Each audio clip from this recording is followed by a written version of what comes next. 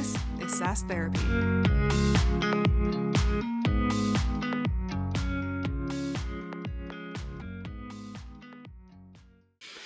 Hello, everyone, and welcome to another edition of SaaS Therapy, the show where we help you save your most important business relationships, your customers. I'm your host, Todd Kirk, and I'm joined today by Gary. Oh, you know what, Gary? I didn't ask you how you say your last name, so I don't want to mess that up. But is it Gary Yao Chan?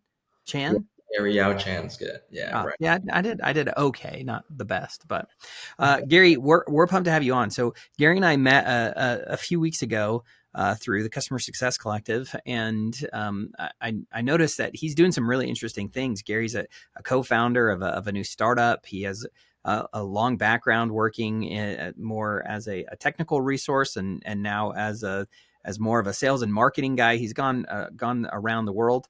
Also, for some reason, if you go to his LinkedIn page, it looks like he likes to snowboard on sand dunes, and I'm not really sure what that's all about.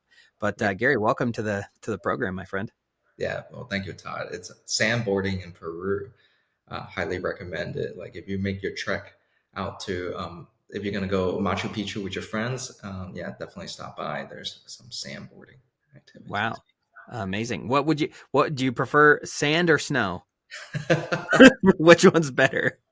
Snow is definitely better. But hey, instead of snowboarding, where you get the ramp to take you back up, they take you by a four-wheeler and they'll drive you back up. Yeah.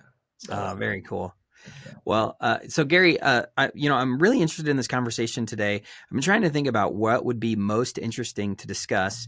And you mentioned the idea of the fact that, being someone who worked as both a developer, as a product manager, as a sales guy, as a co-founder, you've obviously worn a lot of different hats.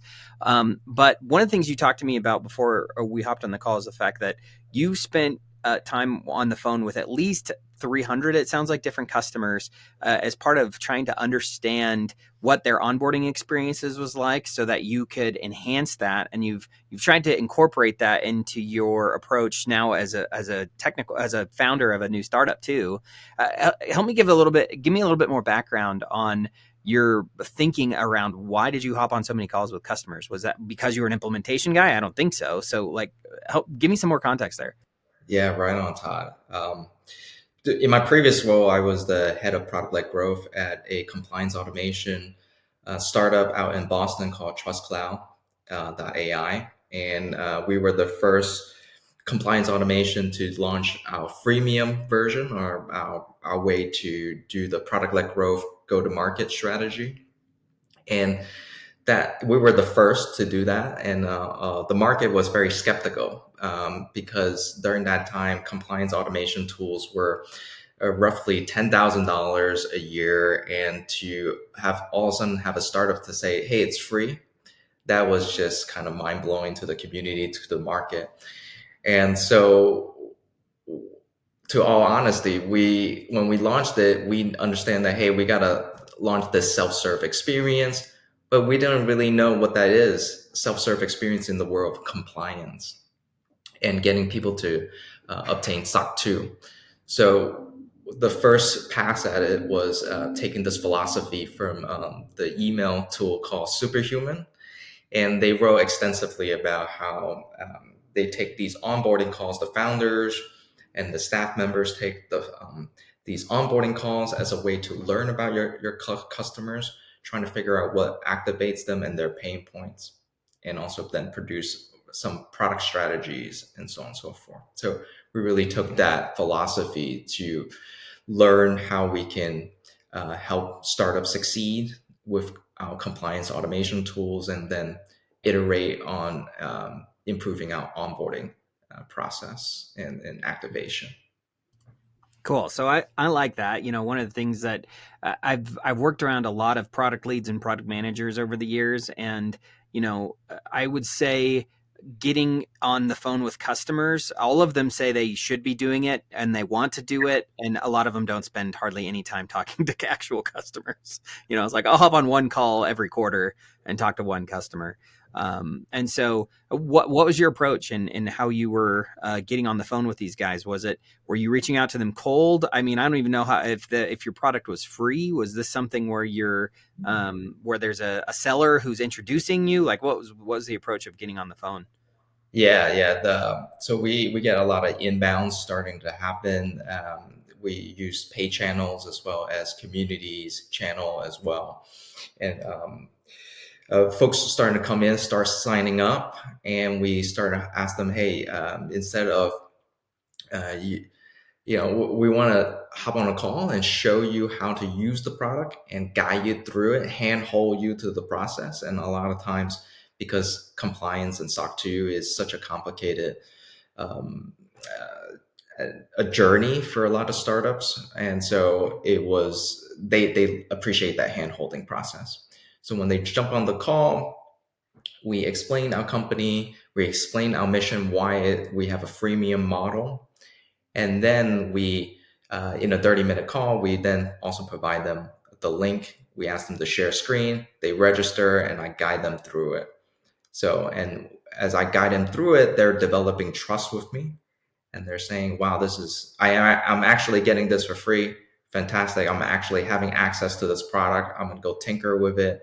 And I'm like, "Yeah, absolutely." And I try to get them to the aha moment, and then this created a lot of that trust and that brand equity, and then that allowed me to ask a lot of the sales discovery questions. How urgent do you need this to get this done? What are your pain points? What are some features? Have you spoken with competitors? Do you know the market right now?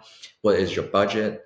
And so on and so forth. So it helped me nail down. So it was a combination of onboarding them onto the tool to improve activation, but also a sales discovery call to gauge their urgency. Okay, so I'm curious on this. So what exactly was your primary goal? Because on a product lead and from a PLG perspective, it sounds like you're trying to think through, how do I optimize the onboarding experience so they don't have to talk to me on the phone. But at the same time, it sounds like you're using it to close deals and help them move from a free to a paid motion. So like what was your primary objective in these calls? Yeah, definitely, Todd. Our primary goal was to really just improve our onboarding. Is our tooltips making sense? And I'd be very quiet when they share their screen and they see the tooltip. I don't say anything. And oftentimes they'll say, "Hey Gary, I don't know what this means." That means our tooltip sucks. So that means next time around we need to improve that. And if they say, "Hey, this looks good, makes sense," that means the tooltips is good. Okay, next tooltip, and so on and so forth. Is our onboarding making sense? Is the way we talk about using verbiages and languages, do they make sense? Oftentimes they'll say, "Hey, Gary, I don't really understand what is documents here, or what is policy here, or what is controls." And so these are verbiages that, hey, we gotta simplify for folks that are new to this. And then so that we can redesign our user experience to become more and more self-serve. And we also double down on creating self-serve documentations, interactive demos, videos, having a community. So again, it reassures the customer that they'll constantly be supportive. There are resources. They don't have to hop on a call with Gary every single time. But this time around, it's like a tour guide to Machu Picchu. Gary is providing them, hey, these are all the resources that you can take, and they feel reassured that there's a face to the software. Okay, so it sounds like, at least from my perspective, and I don't, maybe it'd be helpful, since you explained a little bit about what Trust Cloud is and what it does. That makes sense to me. But as far as the team structure and its maturity from a PLG perspective, it sounds like relatively immature when you started in this process. Mhm. And so a lot of this is you're trying to figure out what are the things that you could move into a more product led story, right? Better enhance our tool tips, better walkthroughs, whatever that might be, better UX and kind of page flow, whatever that might be. And so I guess where Trust Cloud was when you were there, was it Was it like help me understand a little bit more about kind of the structure of the company? Like, did they have a mature CS team? Were they already doing live implementation and they were trying to move away from it? Or what was kind of the company state and the goal that like why did they have you going through and doing this? Like what was their end game of what they wanted to do as a company? Yeah, absolutely. So in the beginning, the company was servicing more like SMB, like a larger SMB type clients, and hand holding them through. It was a sales led motion. And so um, the company want to, yeah, grow faster. So by introducing a product like growth, we can capitalize on some of those down market as well. So some of the smaller customers, one Mm, man shop, and so on and so forth. New startups from Y Combinator, Techstars, and all that, they can take advantage of freemium resources. And that word of mouth virality really hit when 40% of um, customers come in through word of mouth and virality. And so this allows the sales team to go up market to mid-market customers and change their strategy as so now we're going across and servicing various segments of the market. okay, so that makes sense. So basically, the initially Trust Cloud was really servicing more these mid market accounts that were a little bit bigger. From an average revenue perspective, each year those accounts maybe are it's worth it to go and send a seller out and to go track those down. But you knew that you could sell to these smaller startups that were probably not going to be as big a deal. Maybe paying $1,000, $2,000 a year or something.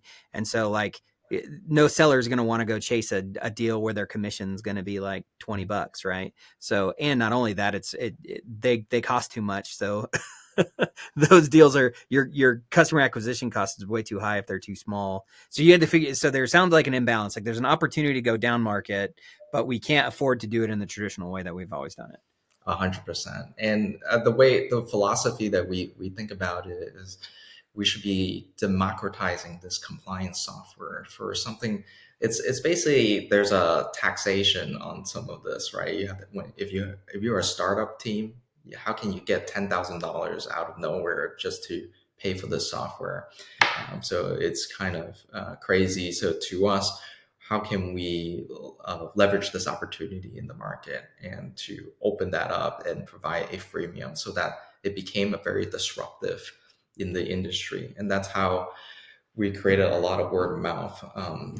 Startup customers went back to their communities and private communities, forums, chat groups, and so on and so forth, and say, "Hey, I heard you also need SOC 2. You should check these guys out.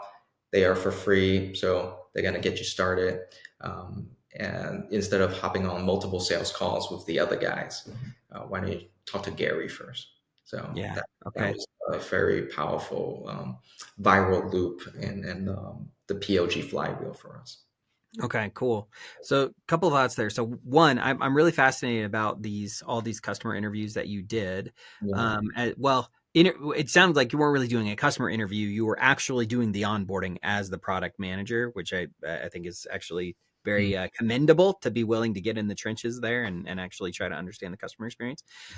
But I am curious. Two things. One is, moving down segment into smaller customers can be great because there's lots of customers there, but it Yeah. can also be really tough because those smaller customers, in my experience, most SaaS companies experience a higher rate of churn with those smaller customers. And a lot of times it's because it might be as simple as like, they're small enough that they went out of business. Yeah. So it didn't even have to do with the fact that like you did a bad job, but they didn't execute as a business. So I guess, so a couple questions here, like um, why the push down market, and then two, was that something you experienced of like, hey, these customers they churn at a higher rate and we need to figure out like how to make sure that we retain more of them. Mhm. So a lot of folks would to this day, one of the top SEO keywords is product led growth versus sales led growth, and that's where folks are still asking that question, but in actuality, they are complementary of one another. When we do these onboarding calls with product-led growth, we're just trying to design a better self-serve experience. And that also mimics over to better self-serve documentations. And we anticipate what are the pain points. After 300 calls I did, I have a very clear understanding, like why people come to us, what kind of help that they need, and what are the wow moment to get them excited, to get them activated. And so this type of improvement on the UX side, on the product UX side, we are also leveraging on the sales-led side. And because it's less hand-holding on the sellers, on our customer success teams as well, and so that they can actually take the time to support them. And because the product is intuitive, tooltips actually make sense, the documentations are helpful, and so on and so forth. And so once we have all these customers in the door, yes, they're powering our community. They're giving us feedback. They're giving us G2 reviews, and so on and so forth. There's value in providing the freemium customers, and they're going around providing that word of mouth for us. Customers, we have many different examples. One example is I heard one customer came to us, "Hey, Gary, I'd love to get access to the product." I'm like, "Okay, sure, I'd love to give you a walkthrough." Oh, another customer of yours gave me a walkthrough. A customer of ours gave another customer a walkthrough of the product, and they were so wowed by it, then they came to sign up. That's an incredible testimonial and mark of success for us to do that.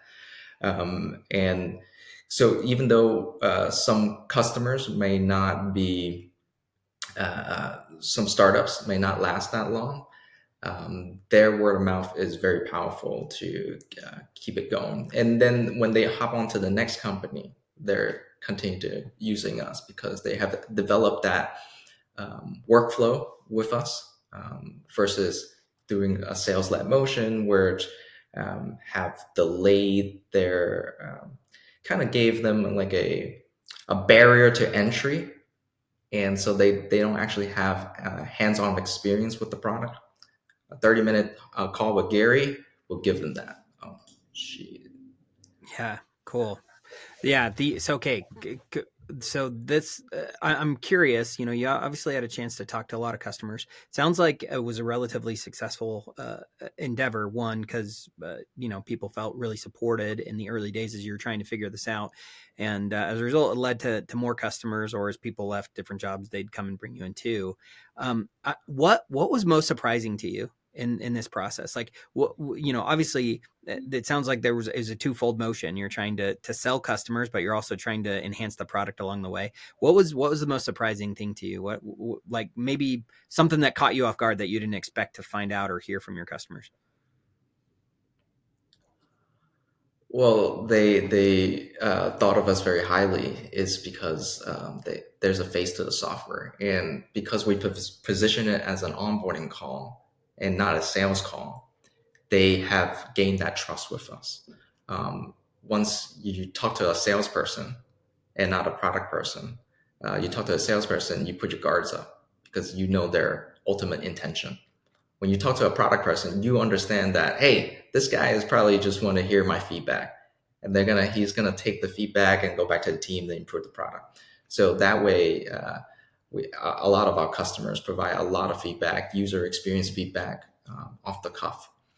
And from there, we connect on LinkedIn, and there becomes champions for our brand, and so on and so forth. And that's something that just putting a face on software means so much to a lot of these people.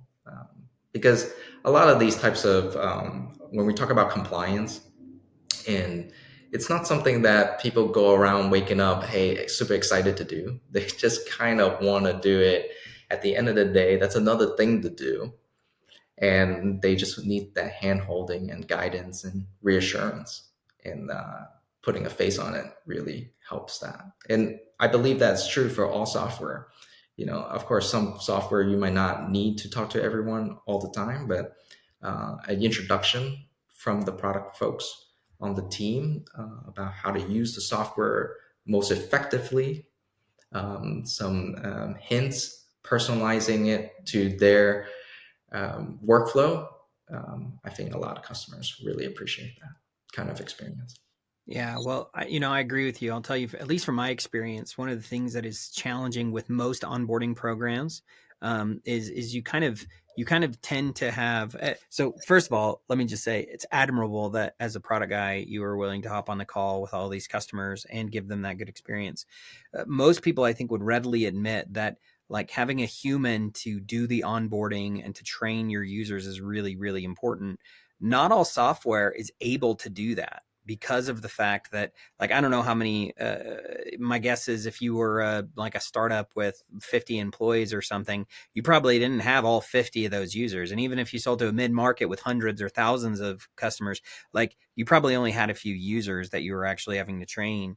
And so there, you would tend to have this problem, I think, that I at least see in SaaS, and I'd be curious to get your thoughts on it, where, I can, if I've got a lot of small customers with a few users, I can train them and successfully train them really well. But it means a lot of phone calls, and it's something that usually you can't keep up in the long term. So eventually you have to come up with a solution not to hop on the phone with them.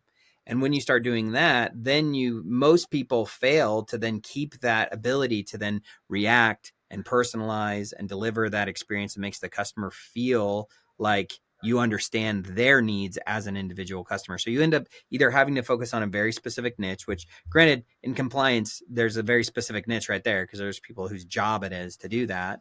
But not all software companies have that luxury. I might have thousands of users using me across lots of different teams who have lots of different use cases and need very different setups and maybe I have to train each team one by one. So any thoughts on that? Like, do you think the industry made it possible for you to do this, or do you think other SaaS companies that have software that isn't quite as niche or to a smaller, more specific audience, like that they would struggle to take this approach? What are your thoughts? Absolutely. I think it's when I propose this type of strategy to a lot of people, they say, "How can we scale this, Gary? Like seems kind of crazy." So the way we took this approach is using product qualified leads signals. So understanding that the users and the customers are actually activating or at least attempting the multiple logins. They have Mm. they set up some integrations. They have checked out the website. That just signals to me that they're truly interested and they need to have that problem resolved right away. And then that their pain, we can there's an opportunity in their pain there. Also So in an activation for you is more than just a login. It sounds like it's a login and maybe a couple of key things that they've done to have been kind of set up, essentially. Like they've checked off these 4 or 5 qualities. That means they are an activated user. Yeah, exactly. So we study that, and we started out with a few hypotheses, of course, but and then once we see that pattern, we're noticing, and then we reach out to those customers and say, "Hey, yeah, we noticed that you have set this integration up. That's fantastic." And then slowly and surely, they are moving forward into their user journey from there, and become more of a sticky user.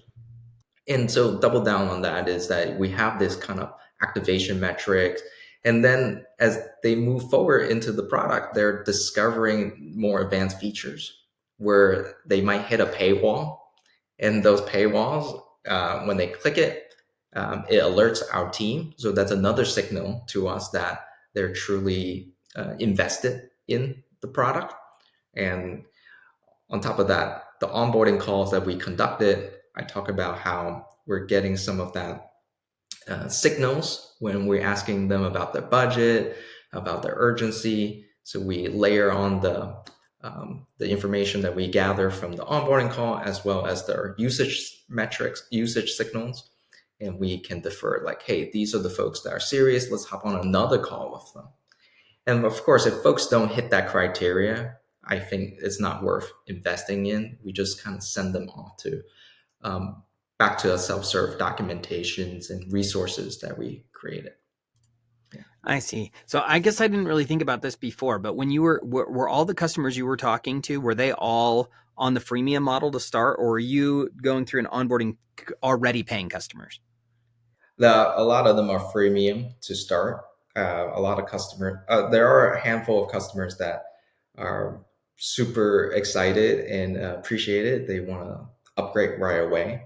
And so by in my 30-minute call with onboarding call with them, I also provide them the information like what is the advanced tiers look like and what they can unlock. Okay. So, oh man, so interesting. So one of the things you mentioned here that I think is important. So for me, right? So my background is in onboarding. Specifically, I did also have done hundreds, if not thousands, of customer onboarding calls over the years. Also work on the product side, so like relatable in the sense that I can sense what you're doing and why and how you're doing it.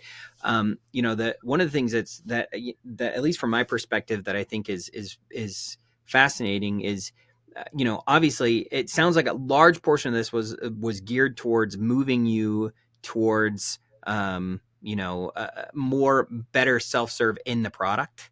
And so how did you balance that as you started taking your learnings from this and then incorporating it in? Like how did you change the product as a result of what you learned, I guess, to try to make it more friendly in a PLG motion? Yeah, absolutely. So first, we talked about improving the tooltips, making everything easy to understand, and so on and so forth. Get them to the place where they can activate and be very clear of what activation will look like, and then present some of those resource, self-serve documentation, community, and so on and so forth. And then they'll feel free to also message me for any more questions. And then lastly, one of the things that we also tried is we have them hit a paywall. We guide them through hitting a paywall, so they understand very clearly the expectation of where is the end of the line for the free meal, basically, and where the advanced tier begin. And that unlocks the last part of the onboarding call, which is showing pricing and showing pricing that, hey, we're transparent with the pricing. This is what you get on the free, and this is what you get for pay. And you shouldn't worry unless you have some of those advanced use cases. And so in that pricing conversation, we are also gauging on their willingness to pay and what kind of packaging, pricing and packaging tiers makes sense. And of course, in the very beginning, our pricing and packaging is very bulky. Like, hey, it's like a basic concept of a very long checklist.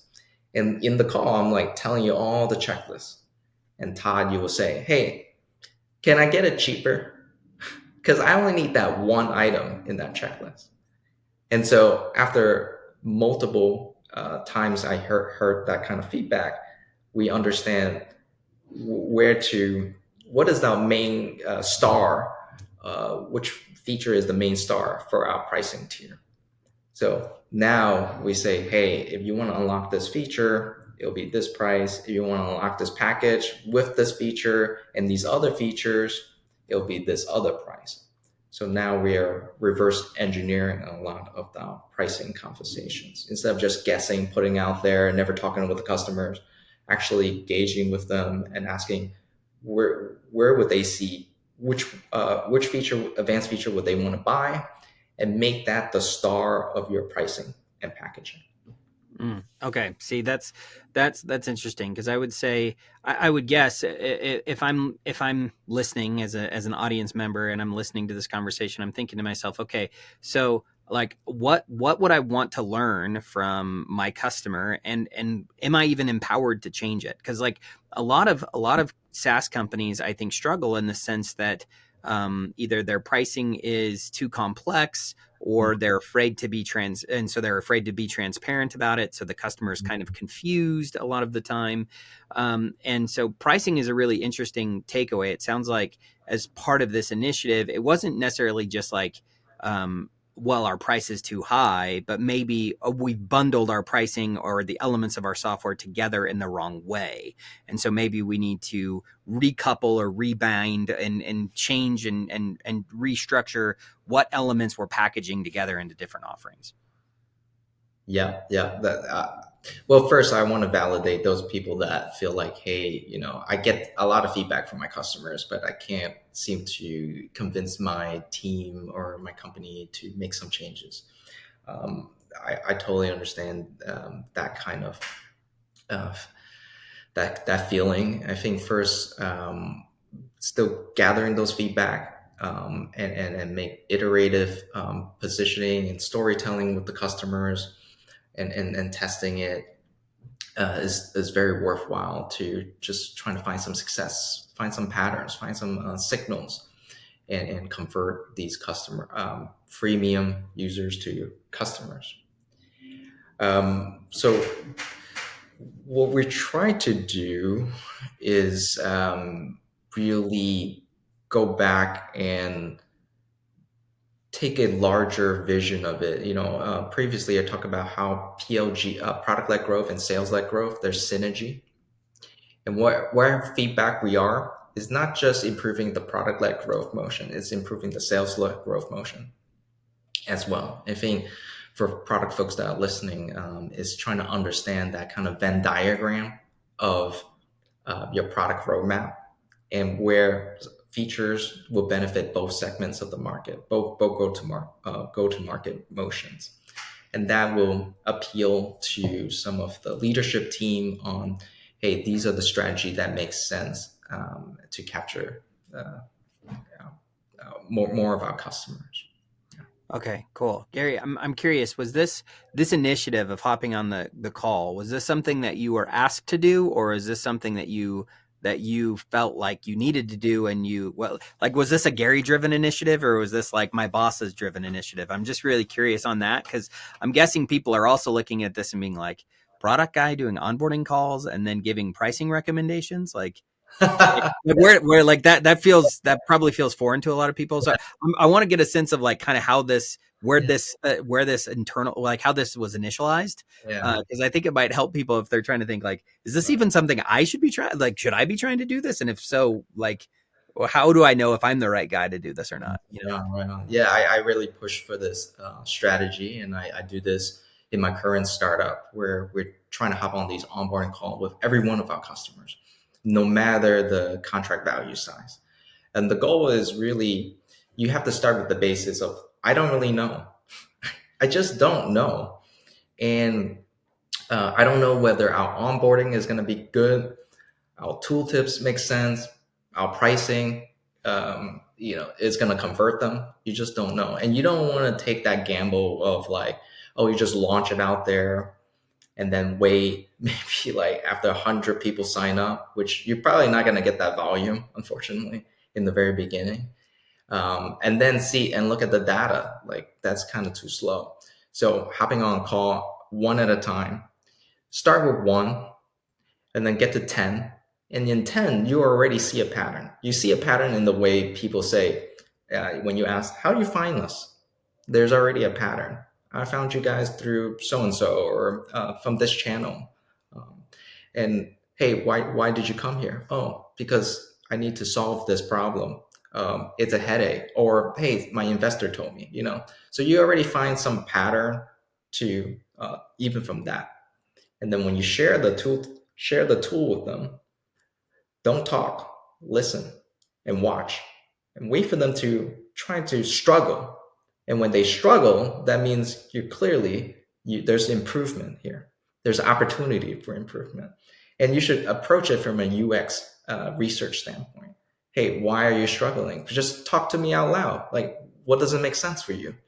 And so taking those feedback back to the design team, back to the engineering team, that's going to really resonate, and have it recorded, because It might be my observation on why you're struggling, but if we have a clear video of why Todd is struggling with our software and presenting that to the engineering team and the design team, it's a sure win that we're going to be able to influence the roadmap. And then lastly, we also talk about the pricing. At the end of the day, we're just trying to convert them and upsell them to pay customers. And in the beginning, a lot of the pricing is not going to make sense. Is you're using verbiages that only you and your team and your company understand. And maybe you copy other competitors. Either way, for folks that are new to this type of software, they don't really understand any of this. They just want to know that can I tinker with it? Can I use it? What are some advanced features? What are the most popular successful stories or successful customers? What do they use? And by presenting that, I'm able to nail down what are the most important advanced features for them. And then from there, it's actually making a couple more jumps into how we price the product. Yeah. Yeah, it's interesting that you say that because so couple questions for you here that I'm curious about. So one, I like the fact that your first question as you're getting on the phone with these people is like, how'd you hear about us and what caught your attention? Because I think too often we're like, oh, we got them because of SEO or we got them because of a webinar or whatever. But that on its own right is like, well, how did they see the webinar and why did they click on the webinar? What about it was interesting, right? So I think taking that deeper understanding of not just like, I know you might have got sourced from a form you filled out, but that's not enough. I want to know more. So that I think is really good. And then understanding messaging is important. So I love that you're getting there, but I'm curious how you got a lot of these people on the phone to begin with, because if they're small freemium accounts that signed up, and then they don't know you, right?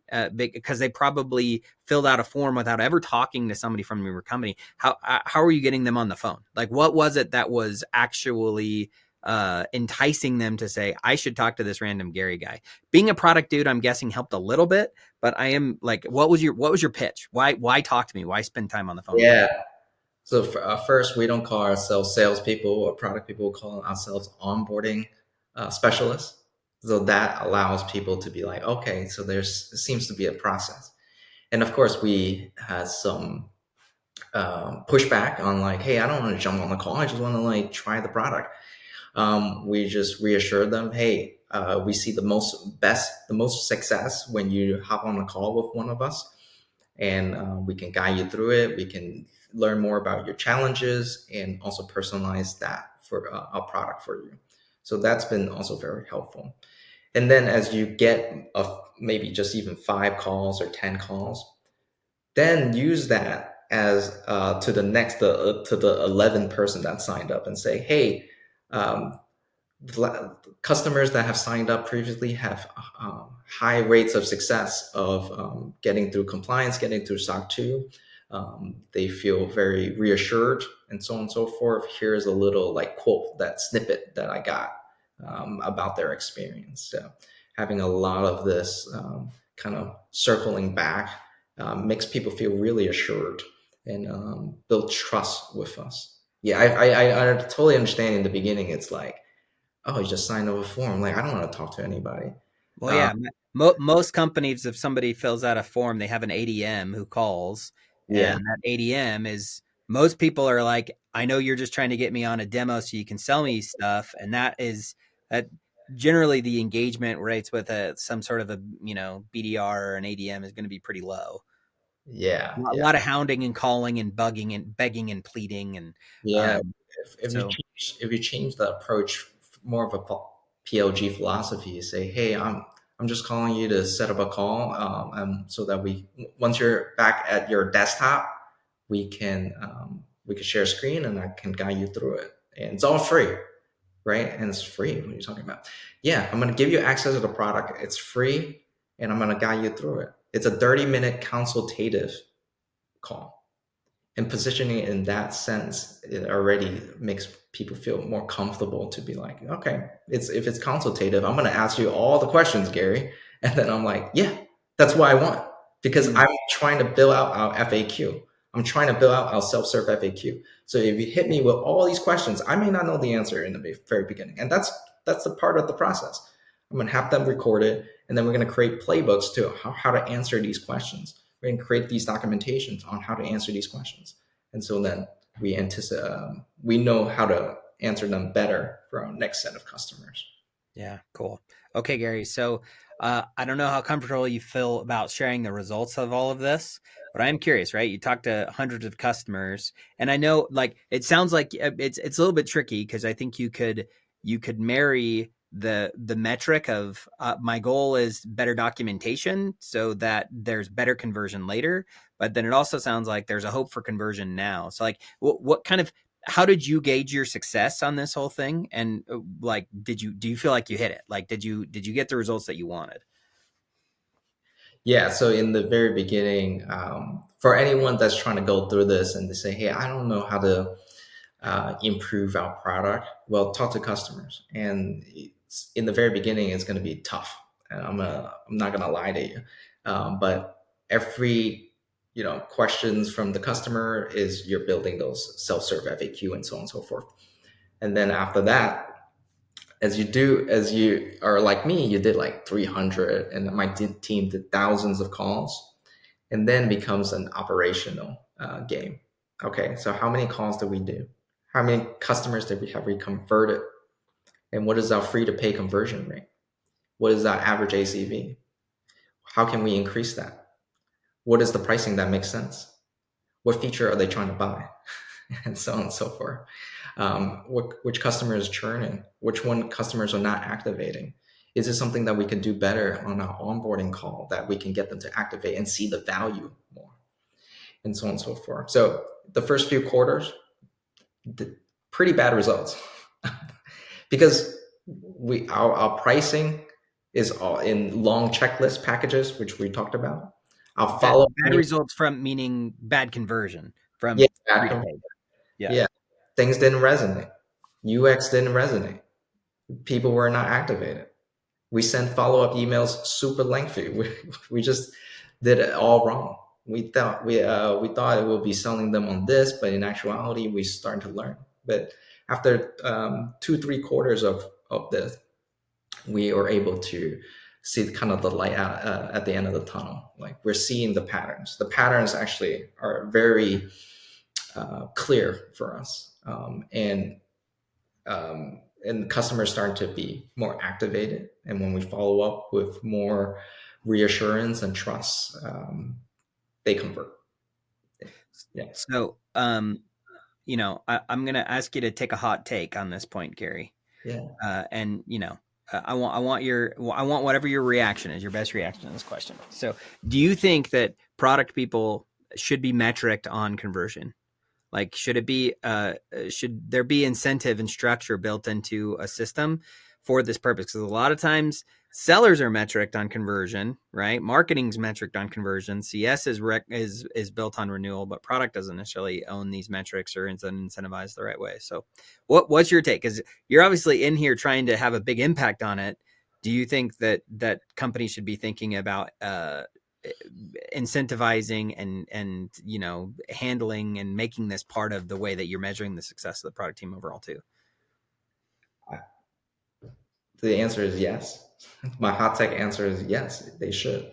And companies are already starting to do this, right? Product teams are leading the product-led growth strategy. In a big company like Slack or Miro, there are sales teams. They're closing large accounts, and they're commissioned and incentivized for that. Product folks are also incentivized to increase these metrics, the free to pay conversion metric, how to get people to discover advanced features, hit some paywalls, and so on and so forth. Test out pricing. There's monetization teams that sit in the product department because it's tethered to the experience, the user's experience with the product, and so on and so forth. So I think it's already happening, and I am pro in getting that established. I think we'll see more and more of that where product folks are commissioned for this. I think then you're going to get, I think the spicier take, Todd, is, what are the methodologies and tactics that we use? Are we, some folks to get to this type of results and outcome, they might use was it dark designs or designs that are not unethical, slightly Mm, unethical, and that might get you in trouble. And I think some of these experiments uh, should really be thought through. If they are successful, they should be thought through how to execute them wisely and for the long run. And always think about the long run. But yes, there is incentive in the short term and commission on that to yeah. grow those metrics. Okay. Gary, this is SaaS Therapy. The last question we always ask our guests, we ask them the same question at the end, right? So imagine you're a therapist and you're having to help somebody, so assume that you and I just went through a therapy session. What would your homework be as a therapist? So if you could give one assignment that our audience would do as a result of this conversation, what would you ask them to do? I think something that I experience is when dealing with challenges at work and rejections, because we're if we're product people, we're getting rejections from customers. That's something that we don't really like. We're not built like salespeople where they can eat rejections for breakfast. So product people cannot take that, or especially when you have like a technical software engineering background, yeah, you take it pretty personally. So first, my suggestion for homeworks for that is really take care of yourself, like take care of your like mental state on Mm, around, have an outlet on how to deal with that. Those rejections might feel cringe. Go for a run, go for a walk.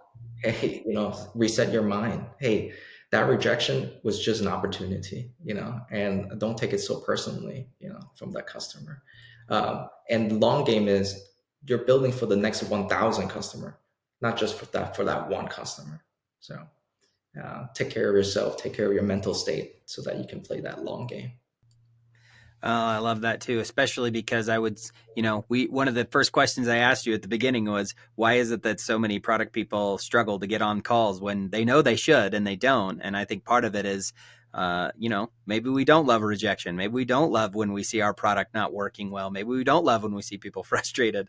And so making sure that you're mentally prepared for that's really good advice. So, Gary, thank you for joining us today. And, any advice for people if they want to get a hold of you after and chat with you more?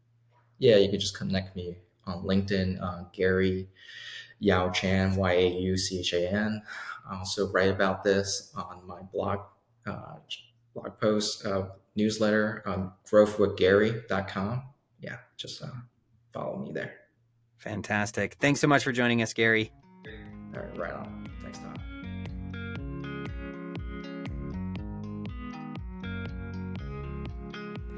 SaaS Therapy is brought to you by Brainstorm, the SaaS platform for SaaS adoption. Learn more at brainstorminc.com.